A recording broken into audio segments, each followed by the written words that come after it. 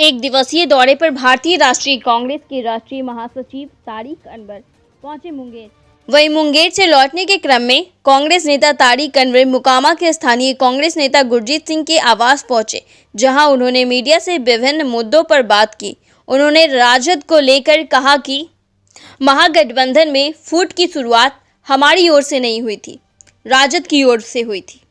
उन्होंने कहा कि बिहार में दो उपचुनाव हुए, लेकिन राजद ने हमारे साथ जाना सही नहीं समझा, इसलिए मजबूरी में आकर हमें उन दोनों सीटों पर अपने कैंडिडेट उतारने पड़े और हमारी हार हुई। लेकिन उसके बाद राजद सुप्रीमो लालू यादव का बयान आता है कि महागठबंधन अभी भी बरकरार है और हम महागठबंधन के साथ ही चलेंगे। लेकिन फिर 24 सीटों पर होने वाले एमएलसी चुनाव में राजद से उम्मीद नहीं है कि वे हमें अपने साथ लेकर चलेंगी, इसलिए हम अपने उम्मीदवार उतारेंगे और आगे भी विधानसभा चुनाव में हम अकेले ही अपने उम्मीदवार उतारेंगे। वहीं उन्होंने मोकामा के टाल क्षेत्र के किसानों और औद्योगिक केंद्रों के बारे में कहा कि यदि कोई उद्योगपति किसी क्षेत्र में उद्योग लगाता है तो वो सबसे पहले यह सुनिश्चित करता है कि वह उस क्षेत्र में सुरक्षित है या नहीं। बीते 30 वर्षों से मोकामा में अपराध चरम सीमा पर है। जहां लोग सुरक्षित नहीं है, वहां उद्योगपति कैसे उद्योग लगाएंगे। वहीं उन्होंने ताल क्षेत्र के किसानों की समस्याओं पर कहा कि किसान हमारे देश की आत्मा है।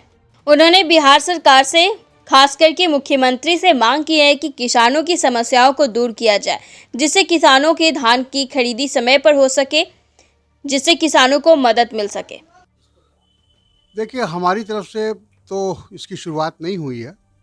शुरुआत आरजेडी की तरफ से हुई है।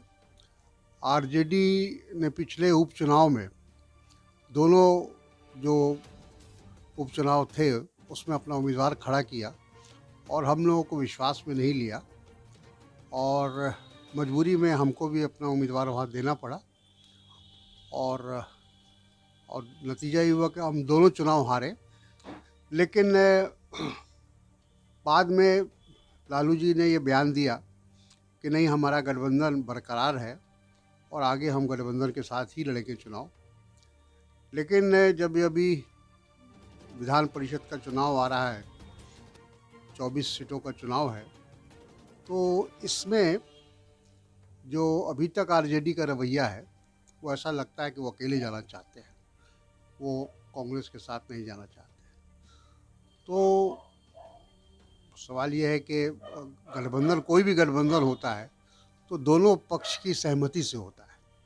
तो जब उनको इस गठबंधन में नहीं जाना है या गठबंधन के साथ नहीं जाना है तो हम उन पर कोई ज़बरदस्ती गठबंधन तो थोप नहीं सकते हैं। तो हम लोगों ने भी तय किया है, कांग्रेस पार्टी ने भी तय किया है कि अगला जो विधान परिषद का चुनाव है लोकल बॉडीज़ का, वो हम लोग अकेले लड़ेंगे। क्या लगता है सर, राजद और कांग्रेस का संबंध पूरी तरह से खत्म होने के कारण? अब इसको जैसे भी आप मान लीजिए, लेकिन हम जैसा कहा कि हमारी तरफ से हमने तो हर उस समय में, कठिन समय में, जब राजद को ज़रूरत पड़ी है हमारे समर्थन की, हमने समर्थन दिया और उसके पीछे उद्देश्य ये था कि जो सांप्रदायिक शक्तियां हैं उनको कैसे रोका जाए। राष्ट्र हित में, प्रदेश के हित में हमने उनको अपना समर्थन दिया। लेकिन अगर वो हम उसको हमारी कमज़ोरी समझते हैं तो ये उनकी गलतफहमी है। कांग्रेस पार्टी एक राष्ट्रीय पार्टी है और आने वाले समय में दोबारा फिर सत्ता में आएगी, हम ये इस बात का दावा करते हैं। सर, चिराग पासवान बिहार में राष्ट्रपति शासन देने की कोशिश कर रहे थे, क्या इस पर? देखिए, अब चिराग पासवान जी का अपना, उनकी राय है, वो अपने पार्टी के अध्यक्ष हैं। ये सर कितना सही लेकिन है, इस पर आप क्या कहना चाहेंगे? हाँ, या कितना सही है, क्या राष्ट्रपति नहीं, देखिए, शासन? राष्ट्रपति शासन की स्थिति तो नहीं है, हम इसको नहीं मानते हैं। ये ज़रूर है कि लॉ एंड ऑर्डर की स्थिति बहुत बिगड़ चुकी है, कानून व्यवस्था की स्थिति बहुत ख़राब है और सवाल ये है कि एक चुनी हुई सरकार है तो, और वही बहुमत में, तो आप वहाँ राष्ट्रपति शासन कैसे लागू कर सकते हैं? तो लोकतंत्र में ये संभव नहीं है। दूसरी बात यह है कि ये बात सही है कि नीतीश कुमार जी से जो अपेक्षा थी बिहार के लोगों की पिछले 15-16 साल जो उनके शासनकाल रहा, उसमें लोगों को सिर्फ निराशा ही हाथ लगी है।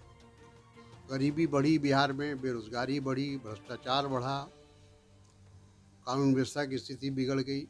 तो हर क्षेत्र में बिहार पीछे होता चला जा रहा है लगातार। जबकि दावा ये कर रहे थे कि हम जब से मुख्यमंत्री बने हैं या आने वाले समय में हम बिहार को नंबर 1 का राज्य बनाएंगे। लेकिन जो अभी नीति आयोग की जो रिपोर्ट आई है, अगर उसको आप देखिएगा तो उससे पता चलेगा कि बिहार आज भी सबसे पिछले पायदान पर हम हैं। तो 15-16 साल का शासन बीजेपी का और नीतीश जी का रहा, तो वो बिहार की जनता के लिए, बिहार की आवाम के लिए लाभदायक नहीं हुआ। सर, आप जिस जगह मोकामा में हैं और मोकामा जो है टाल जो है दाल का कटोरा कहे जाने वाला है, लेकिन आज टाल के किसान जो हैं पूरी तरह से परेशान हैं। हमको एक फसल सर होता है, उसके बावजूद जो है इस बार सब फसल बर्बाद पे परेशानी है, किसानों की परेशानी है। और मैं मानता हूँ टाल का तो समस्या आज से नहीं, हम लोग जब बच्चे थे तब से सुनते आए हैं कि यहाँ की समस्या है। लेकिन पिछले 30 साल से तो कांग्रेस शासन में नहीं है। जब हम लोग थे तो एक टाल विकास योजना हम किसान लोग तो सर कांग्रेस शासन से ही परेशान चल रहा है। और चल रहा है, इसे तो करें। लेकिन 30 साल में जो सरकार आई, जिन्होंने दावा किया था कि हम टाल की समस्या का समाधान करेंगे, तो उन्होंने किया नहीं। इसीलिए आज भी किसान परेशान है। मोकामा में सर औद्योगिक के केंद्र जितने भी थे वो कांग्रेस शासनकाल से ही बंद होना शुरू हो गए। नहीं, ऐसा नहीं है। कांग्रेस शासन से बंद नहीं हुए थे। जब कांग्रेस का शासन जाने के बाद ही यहाँ से पलायन शुरू हुआ। जो छोटे और मझोले जो भी उद्योग थे, जिस तरह से फिरौती का सिलसिला शुरू हुआ, जिस तरह से किडनैपिंग शुरू हुआ, जिस तरह से कानून व्यवस्था की स्थिति बिगड़ती चली गई। देखिए, किसी भी राज्य में कोई भी जो उद्योगपति होता है, पूंजी लगाता है, वो सबसे पहले ये देखता है कि वो सुरक्षित है या नहीं, उसकी पूंजी सुरक्षित है या नहीं।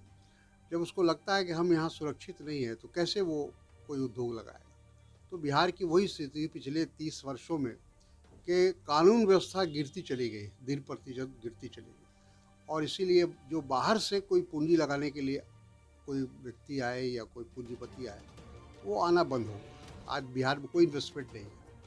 आज बिहार में कोई, चाहे बड़े बड़े उद्योगपति हैं, अडानी हो, अंबानी हो, सब भाजपा के लोग हैं, लेकिन कोई अपनी पूंजी यहाँ फंसाने को तैयार नहीं है।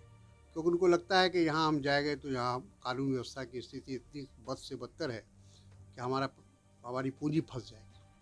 तो सर मोकामा आप आए हैं और मोकामा में जो कुछ भी आप जान रहे हैं मोकामा के बारे में, क्या मोकामा के लिए कुछ? नहीं, ठीक है। देखिए, बहुत सारी समस्या तो जनरल है। जैसे किसानों की समस्या आपने कहा, अभी हम मुंगेर से आ रहे हैं, रास्ते में भी लोगों ने हमको बताया कि किसानों की बहुत समस्या है। एक तो धान की बिक्री नहीं हो रही है। जो बिक्री केंद्र है राज्य सरकार का, वो धान खरीदने को तैयार नहीं है।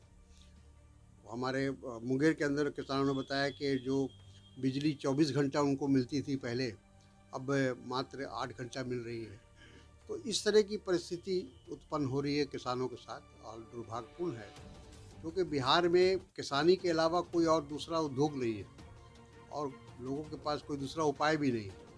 तो बिहार सरकार को चाहिए कि किसानों को जहाँ तक हो मुमकिन उसको सुविधा उपलब्ध कराए। सर, एक क्वेश्चन मेरा भी है। मोकामा में जैसे कि पूरे बिहार में बीजेपी अदर पार्टी से, बट मोकामा में कांग्रेस धीरे धीरे खत्म होती क्यों दिख रही है? नहीं, हम लोग देखिए, जब से गठबंधन हुआ, अलायंस हुआ, उसके बाद से कांग्रेस का संगठन कमज़ोर हुआ है, तो सब मानते हैं। हम लोग आगे आने वाले दिनों में ये कोशिश करेंगे कि फिर से कांग्रेस अपने जो पुरानी जो उसकी शक्ति थी वो लौटे। बिहार के अंदर कांग्रेस का एक समय था कि कांग्रेस से यहाँ शासन में थी, हुकूमत में थी। आज हम विपक्ष में हैं और हमारी संख्या भी बहुत कम है।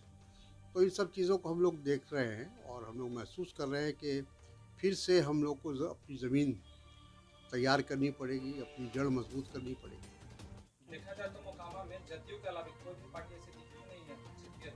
आरजेडी है ना ही कांग्रेस, इसके बारे में क्या कुछ आगे नहीं, प्लान हम प्लान है, हम लोग कर रहे हैं। अभी प्रदेश स्तर पर कुछ कार्यक्रम हम लोग लेंगे और उसके बाद उसको जिला स्तर पर, प्रखंड स्तर पर ले जाने की कोशिश करेंगे और प्रयास रहेगा कि कांग्रेस आने वाले दिनों में एक मजबूत राजनीतिक दल के रूप में उभर कर आए।